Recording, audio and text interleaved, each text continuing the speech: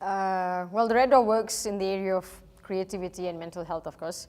But it first started as an online platform where it also started acting as my support group. Because when we look at support groups are mostly structured. If you go outside there, you got to make sure you go at a particular time, you go at a particular space, there has to be particular people. And you have no option to leave a support group or have a control in the conversations in the support group, which makes it difficult for someone like me. So when I started realizing how I often use the internet or an online platform to even communicate with other people, it offered me somewhat of a leverage to control my conversations, my reaction time at the same time. I don't have to respond to something somebody says that irritates me right on the spot. I can wait, I can think about it, and then I can be aware about what's really happening to me, you know, or did the individual say it a particular way? I can go back if I forgot, I can check, you know, did they really mean it this way? And these conversations get lost when you're sitting in a regular group.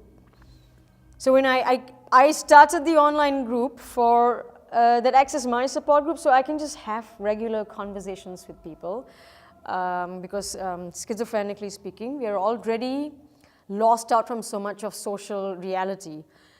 To go to a support group outside of my home is an effort for me till date. You know, it does give me social anxiety to get out there because I love living in my room. I love living in my head. To go out there and have it a bit messed up is not something I want to do. Yeah. So when I first started, that was really the point of it in the first 1 week. But things changed because other people also felt the benefit of it. And these were individuals not necessarily diagnosed with schizophrenia. Regular human beings, some people diagnosed, some people undiagnosed, some people have absolutely had no clue about what mental health was. And we were just raving and ranting and complaining and talking about stuff that you otherwise would do in a support group. We were also able to, in a way, bitch about our problems without hurting the other person. We could also say, hey, I'm going to use certain words that are going to sound a bit vulgar, and you might not like it, so don't follow this comment. You know, so technologically speaking, you can like use the notification button and not follow the group. There's an option to leave the group when you're not wanting to be a part of it. And I've been a part of different support groups before, and those support groups will have indirect pressure on making sure you come every week so that you don't lose out on stuff, and you don't want to go every week. Maybe I want to go every day for a week and I don't want to go for 3 weeks, right? Or I would like to have that as a flexibility from my side. So we started off with that. So I started with about 5 people actually. These were close friends who already knew about me. And they added their close friends who knew about them. And it was 25 for about 3 weeks. And I started getting to know all these individuals who were my close friends. And they became good friends with me. And they started talking to me. Then they started adding their other list of friends, and I started adding my other list of friends. And we were not just adding any random person who were on our list of friends.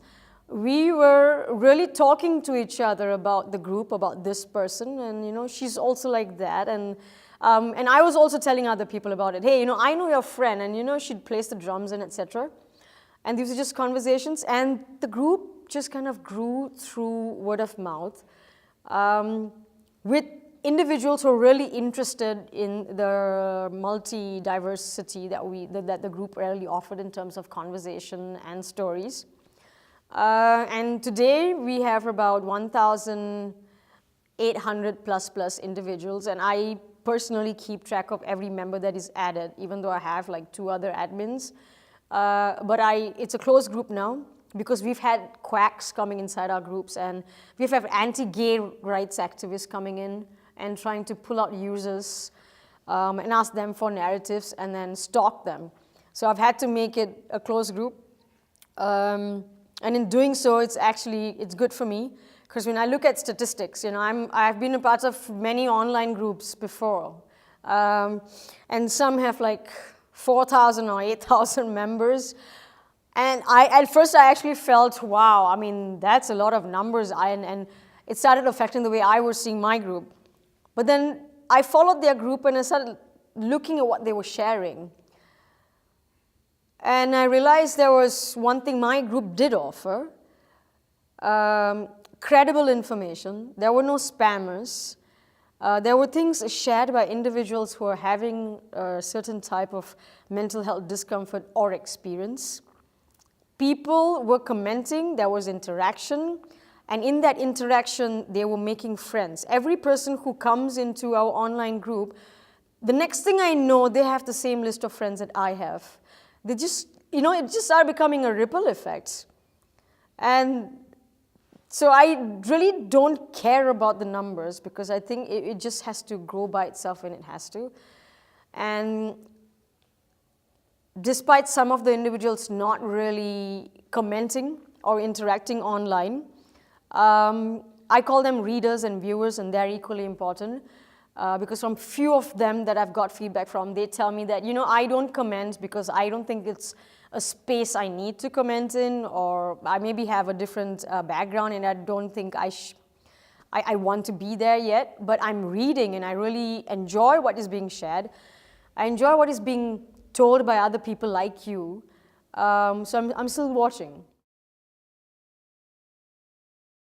Anonymity is a big deal, Not everybody comes out as a person who has schizophrenia or bipolar disorder, and it's not necessary that they come out. Or when you have a social media profile, you can change your name, you don't have to show the world your photograph.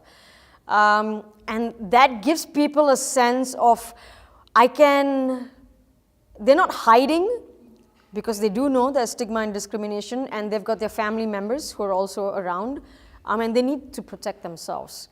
And that is something that is so valuable for them because it takes them time. And once they get that safetiness in the group, okay, the group understands what I'm experiencing, maybe I'll tell the person what my name is. And slowly they get their confidence and they realize, oh, hold on, I can come out of the closet. You don't hear coming out of the closet for someone with mental health issues. It's difficult when you go in a real support group. People see you walking into this, what are you doing over there? Are you crazy? Why are you going to that support group? Weren't you supposed to be in school or in college? So that way, it also gives you control over time. You're not bound by going out. That being said, it's also because people living behind their computer screens having mental health issues don't have the money to go out. More than just, you have social anxiety, but there is also a level of guilt that one is living in because you are dependent financially on your parents. For you to go out, you're going to think, wow, I need to still take my parents' money to pay for myself to feel better by attending that support group, where I still don't feel somewhat control. But an online platform offers, it's free. And that's a safe space that's being made possible. And every step has an individual coming out at different levels. Then it's the face.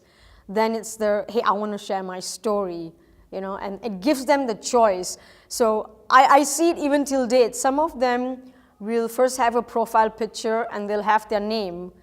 Then they will write into me personally asking, hey, I want to share my story, but then it's got all these details and I don't want to hide my details. I want to give my details.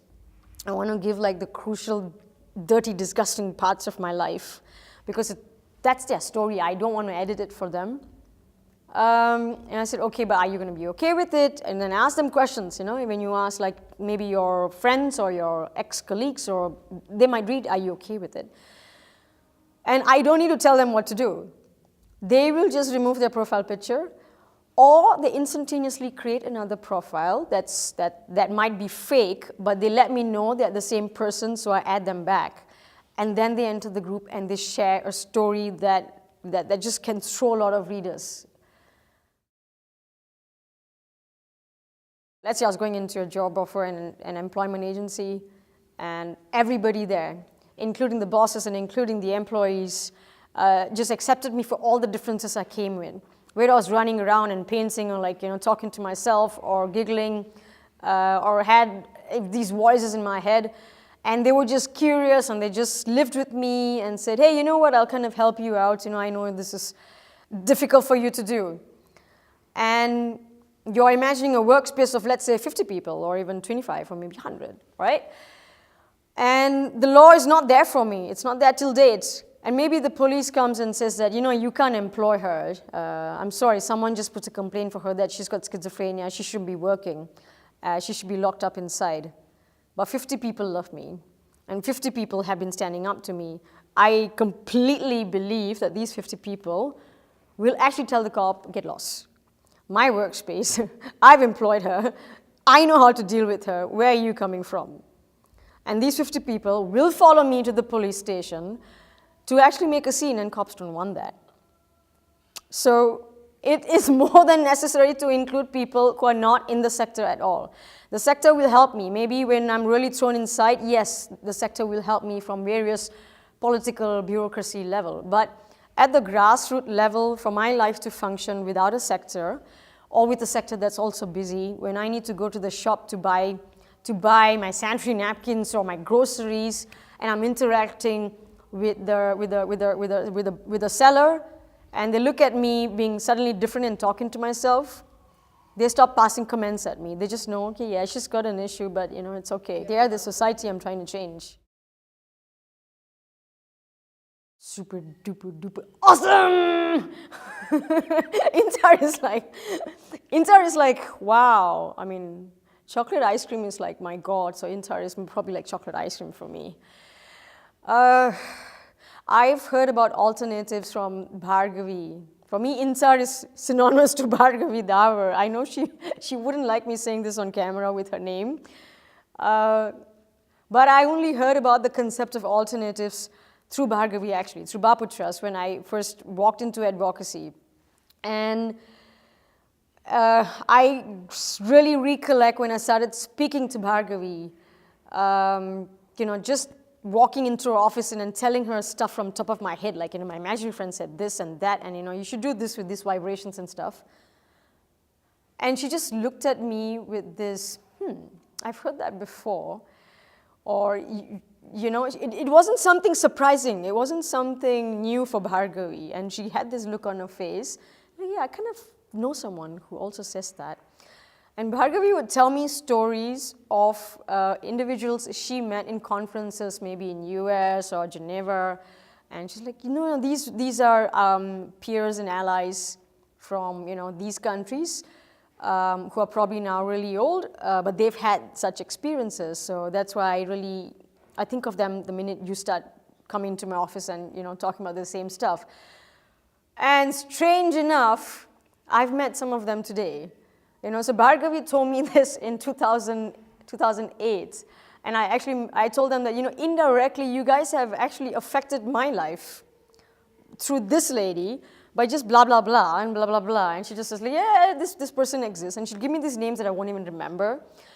Because at that point, when you're so alone in your life, when you are trying to fight the medical model, because I don't believe in that, and I believe my voices, I believe in the shaman, I believe in the tantra, I believe in all these things.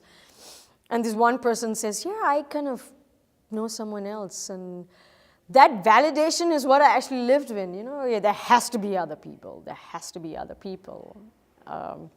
And INTAR is every 4 years.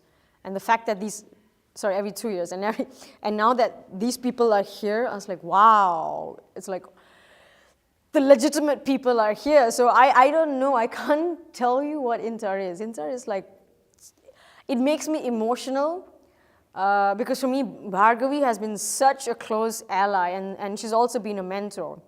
And in the Asian and Indian setting, this is like the first cheesecake, chocolate ice cream, like all of it together, So it's such a great deal for Asia because in my interactions with individuals here from the Western world and the Western allies, they have also given their feedback. You know, there's so much of exchange and respect for the knowledge and what I can do and what I can do. And yes, there's so much of cultural differences. There's some things we can't do and something we can't implement,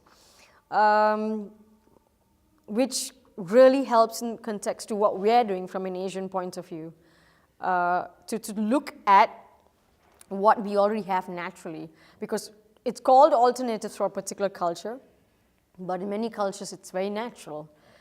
And I think what I take back from INTAR is to tell people the same thing that I believed in, that, hey, you know what, why don't you just pick this up and practice in your own home, because we're talking about it. It's not something that is really new.